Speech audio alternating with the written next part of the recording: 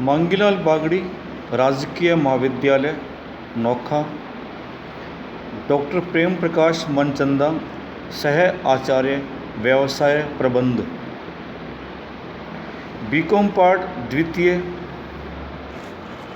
प्रथम प्रश्न पत्र, कंपनी विधि, कंपनी लॉ। प्रिय विद्यार्थियों, पूर्व में हमने निजी कंपनी का अर्थ, निजी कंपनी की विशेषताएं, निजी कंपनी को प्राप्त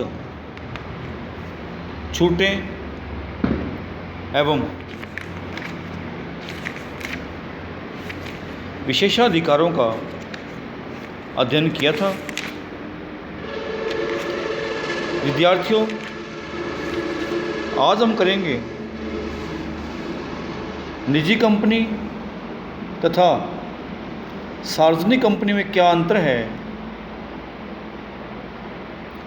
तो विद्यार्थियों, पूर्व में हमने निजी कंपनी और सार्वजनिक कंपनी का अर्थ एवं परिभाषाओं का अध्ययन कर लिया है। निजी कंपनी और सार्वजनिक कंपनी के अंतर में सबसे पहला अंतर है न्यूनतम सदस्यों या अभिदाताओं की संख्या। मतलब निजी कंपनी में कम से कम कितने व्यक्ति होने चाहिए और सार्वजनिक कंपनी में कम से कम कितने सदस्य या अभिदाता होने चाहिए। तो विद्यार्थियों, जिस समय अपने इसका अर्थ किया था उसमें मैंने आपको बतलाया था कि एक व्यक्ति कंपनी के अतिरिक्त प्रत्येक निजी कंपनी के कम से कम 2 सदस्य या अभिदाता होने चाहिए। एक व्यक्ति कंपनी की दशा में केवल एक ही सदस्य होता है तथा वही व्यक्ति कंपनी के सीमा नियम पर अभिदाता के रूप में हस्ताक्षर करता है। तो वह निजी कंपनी में कम से कम 2 सदस्य होने आवश्यक होते हैं। प्रत्येक सार्वजनिक कंपनी के सीमा नियम पर, मतलब पार्षद सीमा नियम पर हस्ताक्षर करने हेतु कम से कम 7 सदस्यों या अभिदाताओं की आवश्यकता पड़ती है। ये अभिदाता ही कंपनी के प्रथम सदस्य होते हैं। या अपने ऐसे कह सकते हैं कि एक सार्वजनिक कंपनी में कम से कम 7 सदस्य होने चाहिए। ये हो गई न्यूनतम सदस्यों की संख्या। दूसरा पॉइंट है सदस्यों की अधिकतम संख्या। एक व्यक्ति कंपनी को छोड़कर प्रत्येक निजी कंपनी में अधिकतम 200 सदस्य हो सकते हैं, जबकि एक सार्वजनिक कंपनी में सदस्यों की संख्या पर कोई प्रतिबंध या सीमा नहीं है। तीसरी बात,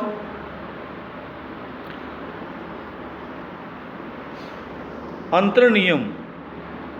प्रत्येक निजी कंपनी को अपने अंतर नियम बनाने पड़ते हैं, क्योंकि निजी कंपनी के लिए पृथक से मॉडल अंतर नियम अधिनियम के साथ संलग्न नहीं है। लेकिन सार्वजनिक कंपनियों के लिए अंतर नियम बनाना ऐच्छिक है, जरूरी नहीं है। जो सार्वजनिक कंपनी अपने अंतर नियम बनाती है वह अधिनियम में दिए गए मॉडल अंतर नियमों में से अपनी प्रकृति के अनुरूप अंतर नियमों को अपना सकती है। चौथा पॉइंट है अंतर नियमों के परिवर्तनों के कठोर नियमों को जोड़ना। अंतर नियमों के पार्षद अंतर नियम के जो नियम है ना, उन नियमों को कठोर नियमों से जोड़ना। निजी कंपनी के अंतर नियमों में परिवर्तन करने के प्रावधानों को कठोर बनाने हेतु अंतर नियमों में संशोधन करने के लिए कंपनी के सभी सदस्यों की सहमति होनी आवश्यक है। मतलब यदि निजी कंपनी हम अपने अंतर नियमों में परिवर्तन के प्रावधानों को कठोर बनाने हेतु अंतर नियमों में संशोधन करना चाहती है तो उसके लिए निजी कंपनी के सभी सदस्यों की सहमति होनी आवश्यक है।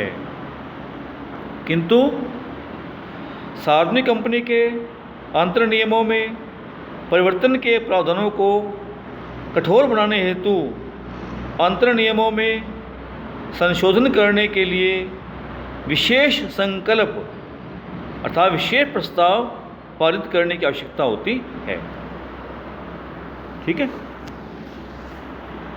5वां पॉइंट है पूंजी की प्राप्ति। प्रत्येक निजी कंपनी निजी आधार पर प्रस्ताव पत्र के माध्यम से अपने लिए पूंजी प्राप्त कर सकती है। यह प्रतिविवरण निर्मित कर जनता को कंपनी की प्रतिभूतियों क्रय के लिए आमंत्रित नहीं कर सकती। मतलब निजी कंपनी अपने अंशों के क्रय के लिए जनता को आमंत्रित नहीं कर सकती है, जबकि एक सार्वजनिक कंपनी अपने अंशों के क्रय के लिए अपने प्रतिभूतियों के क्रय के लिए जनता को आमंत्रित कर सकती है। इसके लिए उसे एक क्रय विवरण पत्र जारी करना पड़ता है। 6वां पॉइंट है न्यूनतम अभिदान मिनिमम सब्सक्रिप्शन। निजी कंपनी पर अंशों के आवंटन से पूर्व न्यूनतम अभिदान के प्रावधान लागू नहीं होते हैं। मतलब निजी कंपनी जो कि अपने मित्रों को अपने रिश्तेदारों को अंशों का आवंटन करती है तो उसके आवंटन से पूर्व क्या है मिनिमम सब्सक्रिप्शन के प्रावधान लागू नहीं होते हैं। मतलब वो कम मिल जाए तो पैसा कम भी ले लेगी, जबकि सार्वजनिक कंपनी को जनता को प्रतिभूतियों के आवंटन से पूर्व न्यूनतम अभिदान को प्राप्त करना होता है। कोई भी सार्वजनिक कंपनी न्यूनतम अभिदान प्राप्त किए बिना जनता को प्रतिभूतियों का आवंटन नहीं कर सकती है। 7वां पॉइंट है अंशों का हस्तांतरण। निजी कंपनी के सदस्य कंपनी के अंतर नियमों में दिए गए प्रतिबंधों के अधीन अंशों को हस्तांतरित नहीं कर सकते हैं। और निजी कंपनी के सदस्य अंशों का हस्तांतरण नहीं कर सकते हैं, जबकि एक सार्वजनिक कंपनी के सदस्य अपने अंशों का हस्तांतरण स्वतंत्रता पूर्वक कर सकते हैं। 8वीं बात है जनता से धन निक्षेप स्वीकार करना। कोई भी निजी कंपनी जनता से धन निक्षेप मतलब पब्लिक डिपॉजिट प्राप्त या स्वीकार या आमंत्रित नहीं कर सकती है, जबकि एक सार्वजनिक कंपनी जनता से धन निक्षेप आमंत्रित एवं स्वीकार कर सकती है।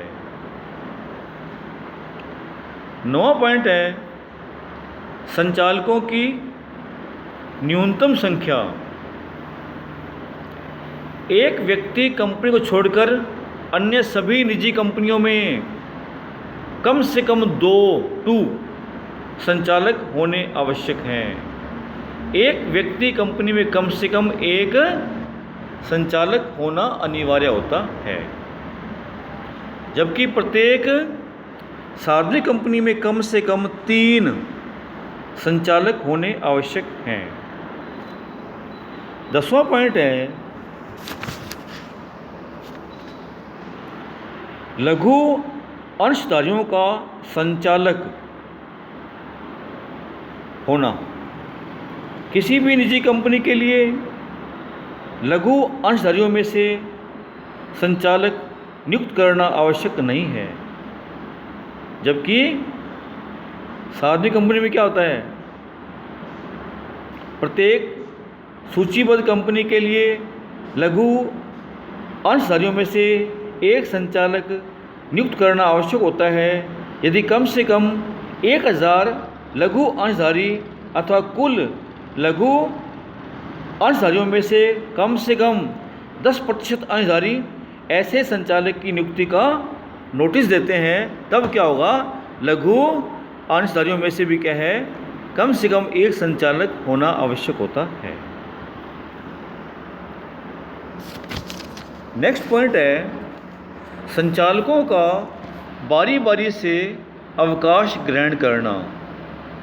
निजी कंपनी के संचालकों को बारी बारी से अवकाश ग्रहण करना अनिवार्य नहीं है, जबकि प्रत्येक सार्वजनिक कंपनी के कुल संचालकों में से कम 2/3 संचालक बारी बारी से अवकाश ग्रहण करते हैं।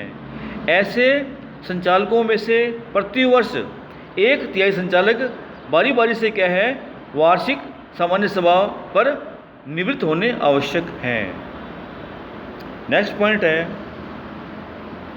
आकस्मिक रूप से रिक्त संचालक पद पर नियुक्ति। आकस्मिक रूप से क्या होता है, यदि किसी संचालक की मृत्यु हो जाती है, पागल हो गया मान लिया, ऐसे में पद रिक्त हो गया, तो ऐसे में नियुक्ति कैसे की जाएगी।